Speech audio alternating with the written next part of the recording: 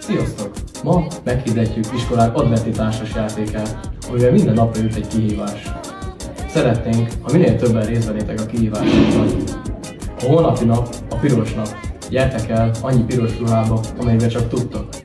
Hajrá Csokonai, hajrá CMP! Holnap találkozunk! Sziasztok!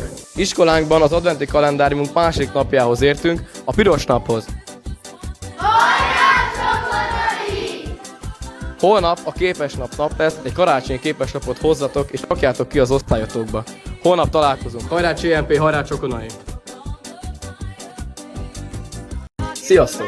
Ma volt iskolánkban az adventi társasjátékunk második napja, a karácsonyi képeslapnap. Köszönjük szépen mindenkinek, aki elhozta a képeslapját és kirakta az osztályába.